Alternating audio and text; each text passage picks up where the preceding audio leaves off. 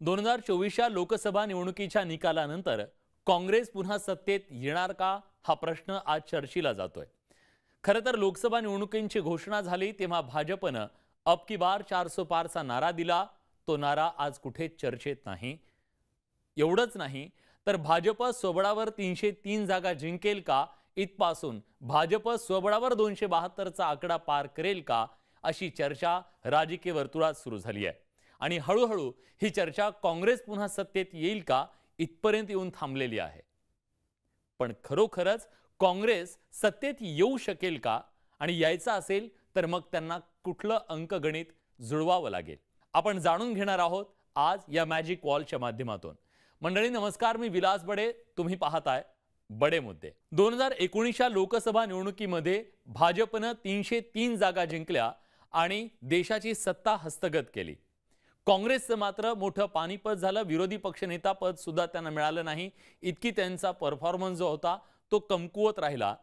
पण आज जर काँग्रेसला कमबॅक करायचा असेल तर काय करावं लागेल, आकडेवारीवर आपण एक नजर टाकूया या मॅजिक वॉलच्या माध्यमातून। आकडा आपल्याला स्पष्टपणे सांगतोय, भाजपने 303 जागा जेव्हा मिळवल्या तेव्हा 37.41% इतकी मतांची त्यांची आकडेवारी होती। 37 म्हणजे जवळपास 38% मतं त्यांनी मिळवलेली होती, तेव्हा त्यांना 303 जागा मिळालेल्या होत्या। या तुलनेत काँग्रेसच्या समोरचं सगळ्यात मोठं आव्हान आहे ते म्हणजे 19.66% इतकी मतं त्यांना मिळालेली आहेत। ही मतं त्यांना जवळपास 7 ते 8% वाढवावी लागते आणि भाजपची मतं ही कमी व्हावी लागली। या दोन्ही मधला जो डिफरन्स आहे तो डिफरन्स काँग्रेसला कमी करावा लागेल आणि त्याच्याशिवाय हे जे सीट्स आहेत, वेगवेगळ्या जागा आहेत, त्या जागा वाढणार नाहीयेत। या जागा वाढवायच्या असतील तर हा डिफरन्स कमी करणं अतिशय गरजेचं आहे। भाजपचा 38% वरची भाजप ही जवळपास 25% यावी लागेल आणि काँग्रेसला मात्र 30% पुढे जावं लागेल, तेव्हा कुठे या आकड्यांमध्ये मोठा बदल होऊ शकतो आणि सत्तांतर होऊ शकतं। हे वोट ऑफ पर्सेंटेज वाढवण्यासाठी कुठल्या राज्यांमध्ये जास्त मेहनत करावी लागेल, नेमकं काय करावं लागेल? जिथं जिथं भाजप आणि काँग्रेसची टफ फाईट आहे किंवा जिथं जिथं ते एकमेकांच्या समोर आहेत तिथं तिथं भाजपला पराभूत करावं लागेल। देशातलं चित्र काय आहे, कुठे काँग्रेसला ती संधी आहे, आपण जाणून घेऊया मॅजिक वॉलच्या माध्यमातून।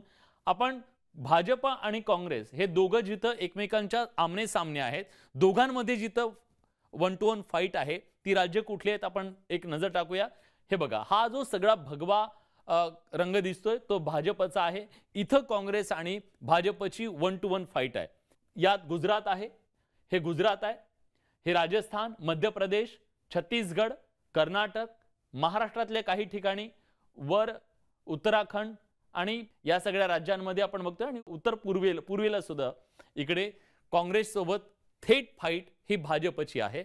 आणि या फाईटमध्ये जिथं गुजरात सारखं राज्य, राजस्थान सारखं राज्य, मध्य प्रदेश सारखं राज्य हे पूर्णपणे भाजपच्या सोबत जाताना दिसलं। ही फाईट जर बघितली आपण तर बघा की 174 अशा जागा आहेत 543 पैकी, जिथे काँग्रेस आणि भाजप हे एकमेकांच्या समोर थेट लढत आहेत।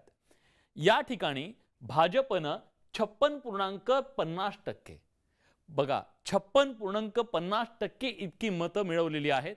एकूण जरी देशामध्ये त्यांची 38% मतं असली तरी काँग्रेसच्या तुलनेमध्ये जेव्हा ते काँग्रेसची फाईट करतात तेव्हा मात्र त्यांना 56.50% मतं मिळत आहेत। आणि त्या तुलनेत जेव्हा भाजप काँग्रेस लढाई होते तेव्हा 35.84% इतकी मतं ही काँग्रेसला आपल्याला मिळताना दिसत आहेत। सो या डिफरन्सला कमी करणं हे मोठं चॅलेंज असणार आहे। हा डिफरन्स कमी केला तरच भाजपनं 174 जागांपैकी 159 जागा या जिंकलेल्या होत्या, काँग्रेसच्या खात्यात केवळ 13 जागा आल्या। मग काँग्रेसनं ज्या जागा जिंकल्या त्या नेमक्या कुठल्या जिंकल्या, तर काँग्रेसनं जिंकलेल्या जागा या केरळ राज्यातून होत्या, काँग्रेसनं जिंकलेल्या जागा या तामिळनाडूमधून होत्या, काँग्रेसनं जिंकलेल्या जागा जिथं भाजप मजबूत नाहीये अशा ठिकाणी काँग्रेसनं त्या जागा जिंकलेल्या आहेत। पण काँग्रेसला जर पुन्हा सत्तेत यायचं असेल तर काँग्रेसला थेट भाजपला हरवावं लागेल। भाजपचा जो गड आहे, जिथं जिथं भाजप स्ट्रॉंग झालेली आहे त्या विशेषतः हा जो हार्टलँड ज्याला आपण म्हणतो हिंदी हार्टलँड, या हिंदी हार्टलँडमध्ये विशेषतः भाजपला मोठ्या प्रमाणात पराभूत करण्यासाठी वोट पर्सेंटेज जे भाजपकडे 56.5% पर्यंत गेलेलं आहे ते कमी करावं लागेल आणि काँग्रेसला आपला वोट पर्सेंटेज वाढवावं लागेल. त्याच्याशिवाय भाजपला या राज्यांमध्ये पराभूत करणं शक्य होणार नाही. बरं, केवळ या ग्राफिक्स मध्ये आपण बघितलं की 1 to 1 जिथं भाजपची काँग्रेस सोबत फाईट आहे त्या तिथंच केवळ जिंकून चालणार नाहीये काँग्रेसला, तर काँग्रेसचे जे मित्र पक्ष आहेत त्यांचा परफॉर्मन्स सुद्धा अतिशय महत्त्वाचा आहे. जो की त्यांचा परफॉर्मन्स कमी आहे. विशेषतः उत्तर प्रदेश हे राज्य अतिशय महत्त्वाचं आहे. हा उत्तर प्रदेश आहे, त्यानंतर हा बिहार आहे, त्यानंतर महाराष्ट्र आहे आणि हा पंजाब आहे. यावेळी इंडिया अलायन्सच्या माध्यमातून जे मित्र पक्ष काँग्रेसच्या सोबत आलेले आहेत त्यांनी सुद्धा त्यांचा परफॉर्मन्स चांगला करणं गरजेचं आहे. विशेषतः 80 जागा असलेल्या उत्तर प्रदेशमध्ये समाजवादी पक्ष जो आज त्यांचा मित्र पक्ष आहे, दोघांनी युती केलेली आहे, तिथं त्यांना मोठ्या प्रमाणात भाजपला हरवावं लागेल. काँग्रेसची शक्ती तिथं फार नाही, पण मित्र पक्षाला ती भूमिका बजवावी लागेल जे इतर राज्यांमध्ये काँग्रेसला करायची आहे.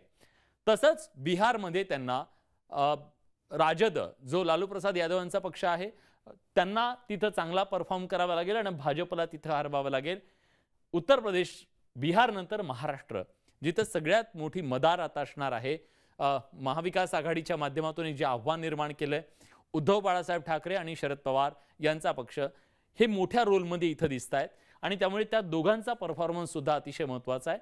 जर त्यांच्या मित्रपक्षांनी आम आदमी पक्ष जिथं मित्रपक्ष आहे तो त्यांच्या सोबत आलेला आहे पंजाबमध्ये, तर केवळ काँग्रेसनं आपलं परफॉर्मन्स सुधारून चालणार नाही, वोट ऑफ पर्सेंटेज आपलं सुधारून चालणार नाही, तर मित्रपक्ष जे आहेत त्या मित्रपक्षांनी सुद्धा आपला परफॉर्मन्स सुधारावा लागेल. तेव्हा आणि तेव्हाच जो भाजपचा हा संपूर्ण गड म्हणून ओळखला जातो. आपण पुन्हा एकदा मूळ याच्यावरती जाऊया. 2019च्या या सगळ्या निवडणुकीचं हे जे चित्र दिसतंय ह्या चित्रामध्ये मित्रपक्ष आणि काँग्रेसला भाजपचा जो सगळ्यात मोठा स्ट्रॉंग होल्ड असलेला परिसर आहे तिथं त्यांना हरवावं लागेल. त्या हरवल्याच्या नंतरच आणि तिथलं वोट ऑफ पर्सेंटेज जे आहे ते वाढल्याच्या नंतरच भाजपला हरवणं आणि काँग्रेसला पुन्हा सत्तेत येणं शक्य होणार आहे. आता चित्र जे आता 2019 हे चित्र आहे हे बदलायचं असेल तर पुन्हा 2009ला चित्र जे होतं ते चित्र तयार करावं लागेल काँग्रेसला.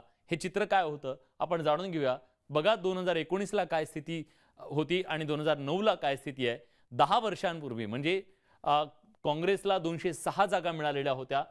काँग्रेसचा वोट ऑफ पर्सेंटेज बघा 29.86%, म्हणजे आता जे आहे त्याच्यापेक्षा 10 ते 11% मतं ही त्यांना जास्त मिळालेली होती. भाजपकडे केवळ 18.79% मतं होती. 18 वरून त्यांनी मजल थेट 37 पर्यंत मारलेली आहे.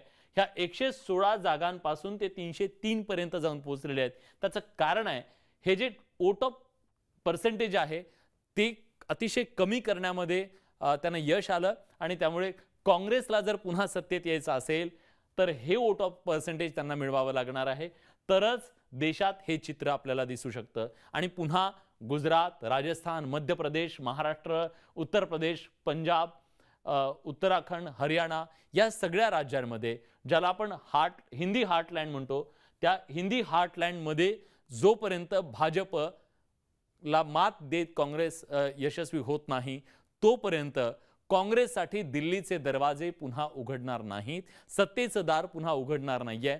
काँग्रेस आता जिंकतीये जिथं भाजप कमकुवत आहे तिथं, जिथं इतर पक्ष आहे तिथं, पण जोपर्यंत भाजपला थेट लढत देऊन पराभूत करून काँग्रेस वर येत नाही तोपर्यंत सत्तेत येऊ शकत नाही.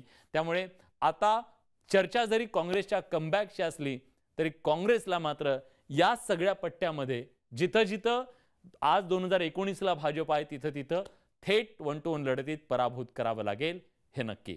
तरच काँग्रेससाठी सत्तेचं दार पुन्हा खुलं होईल. बडे मुद्देमध्ये आज आपण इथेच थांबतोय. धन्यवाद.